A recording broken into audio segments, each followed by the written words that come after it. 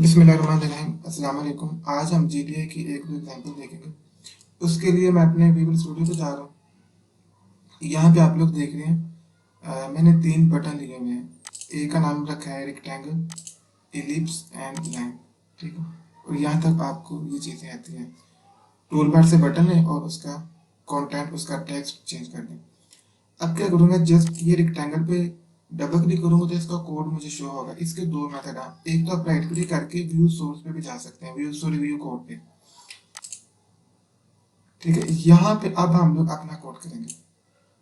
आज सुबह क्लास में बात की थी, जीटीए के लिए जो नेम स्पेस है, जो सबसे इम्पोर्टेंट जो पेरेंट नेम स्पेस है, वो हमारे पास है सिस्टम डॉट ड्राइंग। आप लोग ये देख रहे हैं, यूजिंग सिस्टम डॉट ड्राइंग, ये लाइब्रेरी है।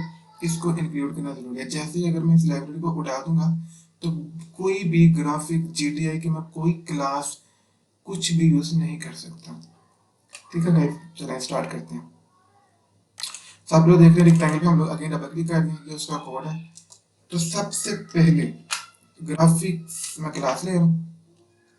अब ये ग्राफिक्स क्लास है और आपको पता है कि क्लास के साथ उसका ऑब्जेक्ट हम मस्ट क्रिएट करते हैं, तो कोई भी नाम रख सकते हैं, ये आप पे डिपेंड करता है। ग्राफिक्स जी करके रख लें। ठीक है, अगर आपको थोड़ी सी सी प्लस प्लस में ऑब्जेक्ट ओरिएंटेड याद हो तो हम लोग क्या करते थे, वहां पे एक क्लास नेम और उस क्लास में प्राइवेट उस क्लास के मेंबर होते थे, और पब्लिक के बाद हम उस क्लास पे फंक्शन लेते थे जिसको हम गेटर सेटर भी बोलते हैं।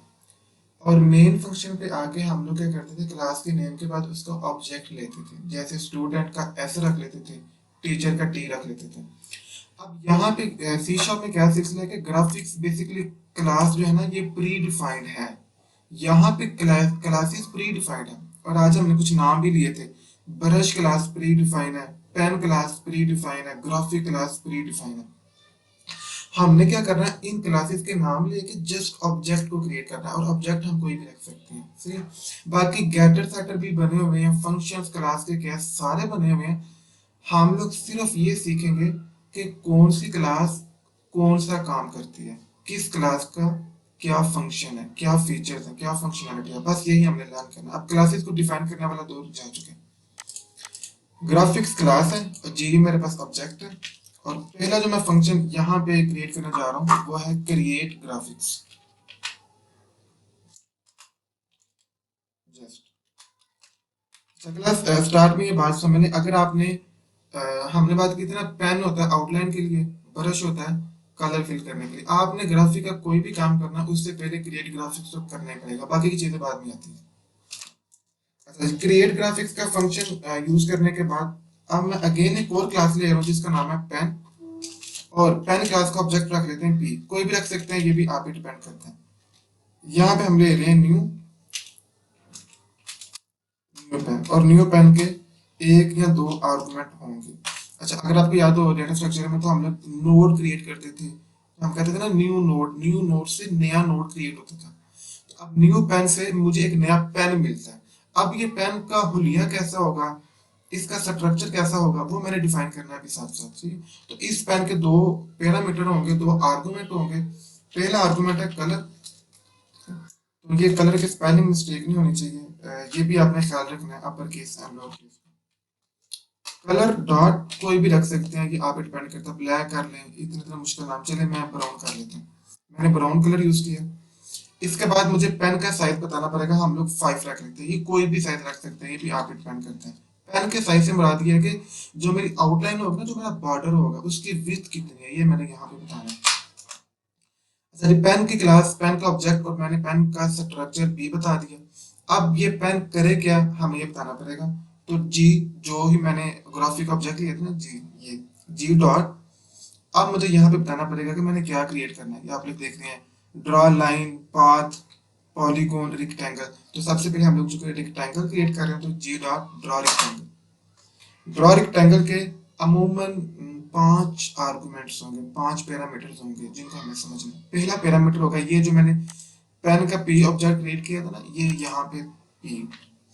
क्योंकि मुझे अब रेक्टेंगल क्रिएट करना है, तो सबसे पहले मुझे बताना पड़ेगा भाई किस पेन से क्रिएट करनी है रेक्टेंगल। तो मैंने पेन बता दिया पी से, जो भी मैंने ऑब्जेक्ट रखा था। अब कॉमा के बाद एक्स कोऑर्डिनेट बताना है। एक्स कोऑर्डिनेट को आप दूसरे शब्दों में ये समझ लें, लेफ्ट साइड से जो मार्जिन आपने स्पेस, बाय डिफॉल्ट हमने कहा था ना दोनों जीरो जीरो होते हैं, एक्स कोऑर्डिनेट भी जीरो होता है और वाई भी जीरो होता है बाय डिफॉल्ट।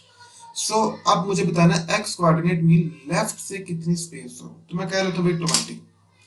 अब वाई कोऑर्डिनेट यानी कि टॉप से कितनी स्पेस हो, तो आप कहते हैं जी 10, कोई भी रख सकते हैं, ये भी यहाँ पे डिपेंड करता है, कॉमा। अब मुझे बताना है उसकी विथ, कि जो मैं रेक्टेंगल बनाने जा रहा हूँ उसकी विथ कितनी होगी, बहुत सिंपल चीजें, तो हम कह रहे थे जी 50.50 पिक्सल तक उसकी विथ होगी, कॉमा। अब मुझे हाइट बतानी है, सो हाइट आप बता दें, हाइट भी 50 बता लेते हैं, ठीक है। अगेन सुन ले, पी पेन है जिससे मैंने रेक्टेंगल क्रिएट करना है, ये एक्स कोऑर्डिनेट हम लेफ्ट मार्जिन कह सकते हैं, ये आपने एक्स कोऑर्डिनेट कहना, लेफ्ट मार्जिन में आपको समझाने के लिए बोल रहा हूँ। अमूमन ये वाई कोऑर्डिनेट है, यानी कि टॉप से क्या, ये हमारी विड्थ है और ये हमारी हाइट है, किसकी, रेक्टेंगल की। चलो देखते हैं, यहाँ तक कोई एरर वगैरह तो नहीं आ रहा, इसको स्टार्ट करने का ये तरीका है, होपफुली कोई एरर नहीं आया, ठीक है। ये मेरा इंटरफेस है, मैं रेक्टेंगल पे क्लिक करता हूँ, आप लोग देख रहे हैं मैंने रेक्टेंगल पे क्लिक किया, मेरे पास एक ड्राइंग आ चुकी है। मजीद आप इनकी वैल्यूज को चेंज कर सकते हैं अपने एक्सपीरियंस के लिए, हाइट इसकी चाहे तो आप ज्यादा भी कर सकते हैं, मैंने इसकी हाइट क्या कर दिया 150। चलें अगेन स्टार्ट करते हैं, हाइट, ठीक है। इस तरह ऑब्जेक्ट्स क्रिएट होते हैं, आपको नजर आ रहे हैं, यही असल में प्रोसीजर था जीडीआई का। प्रैक्टिकल हमने इसलिए किया कि अनटिल अनलेस हम प्रैक्टिकल ना करें तो हमें कंसेप्ट थ्योरी समझ आती ही नहीं। तो मेरा ख्याल है कि आप काफी हद तक जो आपकी एम्बिगुइटी जो कंफ्यूजन थी जीटीए को लेकर क्लियर हो चुकी होगी। फर्दर एक दो और वीडियोस आएंगी जीटीए की, सो इसके साथ आपके सारे जो है ना पार्ट्स क्लियर हो जाएंगे, वीडियो लंबी ना हो जाए, इसको यही पेंट करते हैं।